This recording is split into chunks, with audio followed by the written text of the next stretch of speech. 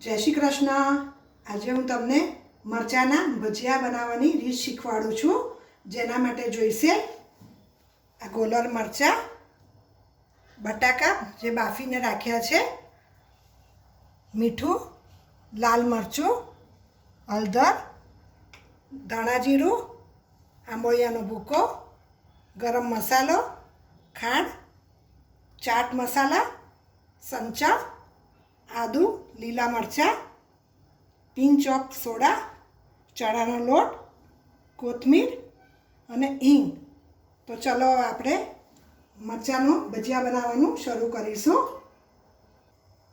સૌપ્રથમ આપણે મરચાંના ભજીયા બનાવવા માટે ચણાના લોટનું બેસન તૈયાર કરીશું।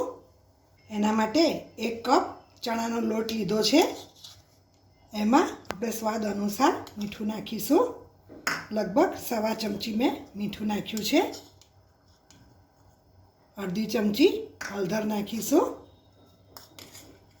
અને 1 ચમચી લાલ મરચું। હવે આ બધું બરાબર મિક્સ કરી લઈશું અને થોડું થોડું પાણી નાખી અને આનું બેસન બનાવીશું। આ બેસન બહુ પતલું ના થઈ જાય એનું ધ્યાન રાખવું।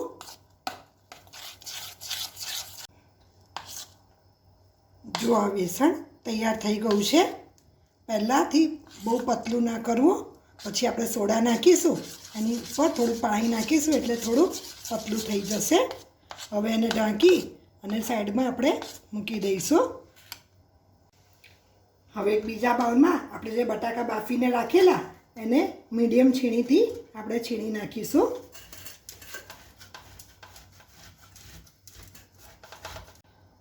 જો આ બટાકાનો માવો છીણીને તૈયાર થઈ ગયો છે। હવે આપણે એમાં મસાલા કરીશું। સૌપ્રથમ મીઠું નાખીશું।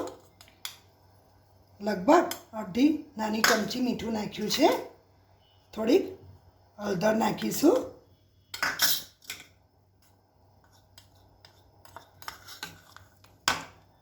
લાલ મરચું નાખીશું। આદુની પેસ્ટ નાખીશું અને લીલા મરચાં નાખીશું। ગરમ મસાલો નાખીશું। આંબોળિયાનો ભૂકો નાખીશું।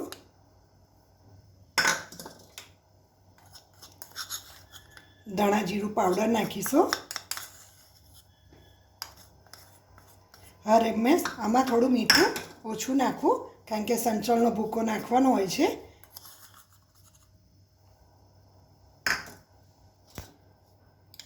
થોડીક ખાંડ બેલેન્સ માટે નાખીશું। હવે આ બધું પહેલાં બરાબર મિક્સ કરી દઈશું। હવે લાસ્ટમાં થોડીક આપણે હિંગ નાખીશું અને સમારેલી કોથમીર જે ધોઈને રાખી છે એ આપણે અંદર ઉમેરીશું અને ફરીથી બરાબર મિક્સ કરી લઈશું। જો આ બટાકાનો માવો તૈયાર છે। હવે આપણે આ જે મરચાં છે એને આપણે વચ્ચેથી કાપો મૂકીશું અને એને પહોળા કરી અને એની અંદર જે બિયા છે એ બધા બિયા આપણે કાઢી લઈશું। અંદરથી મરચું ખોખું કરી દઈશું, આખું ખાલી થઈ જશે।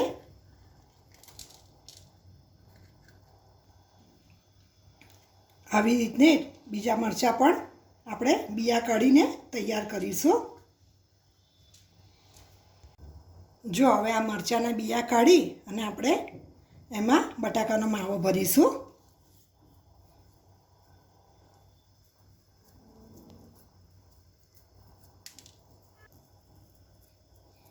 આવી રીતના બીજા પણ મરચાં આપણે તૈયાર કરી લઈશું।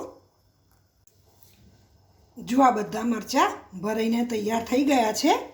હવે આપણે ગેસ ચાલુ કરી અને તેલને ગરમ કરવા માટે મૂકી દઈશું।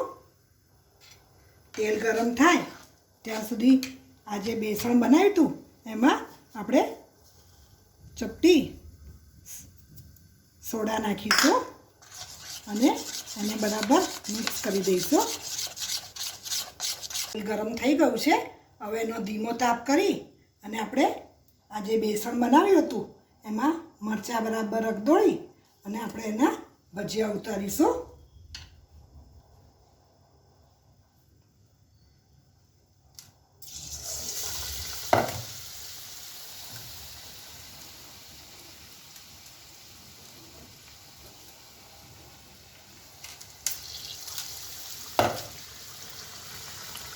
હવે ભજીયા નાખ્યા પછી આપણે ગેસ મીડિયમ કરી દઈશું, જેનાથી તેલ ઠંડુ પડી જાય નહીં. હવે ધીમું કરી અને આપણે એની સાઈડ ચેન્જ કરી દઈશું, જેનાથી બંને બાજુથી ક્રિસ્પી થઈ જાય. જો આ તળાઈને તૈયાર થઈ ગયા છે.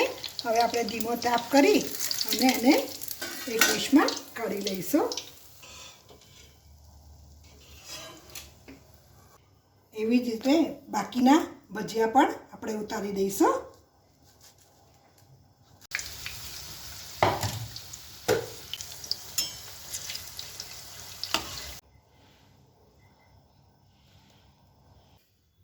જો આ ભજીયા તળીને તૈયાર થઈ ગયા છે. એની ઉપર આપણે થોડોક ચાટ મસાલો નાખીશું તો એનો ટેસ્ટ હજી પણ બહુ જ સરસ આવશે. આ ભજીયા મેં કાપીને પણ તમને બતાવ્યા છે. એનું સ્ટફિંગ કેટલું સરસ લાગે છે. મેં એને ખજૂર આમલીની ચટણી, એક આ નવી ટાઈપની ચટણી બનાવી છે, જેમાં મેં દહીં અને સોસ ભેળવી અને ચટણી બનાવી છે, જે આ ભજીયા જોડે બહુ જ સરસ લાગે છે. ડુંગળી ઝીણી સમારીને મૂકી છે અને આ તો ચા કોફી જોડે બહુ જ સરસ લાગે છે ભજીયા. જો તમને મારો આ વિડીયો ગમ્યો હોય તો ચોક્કસ એને લાઈક કરજો, શેર કરજો અને સબસ્ક્રાઈબ કરવાનું બિલકુલ ભૂલશો નહીં.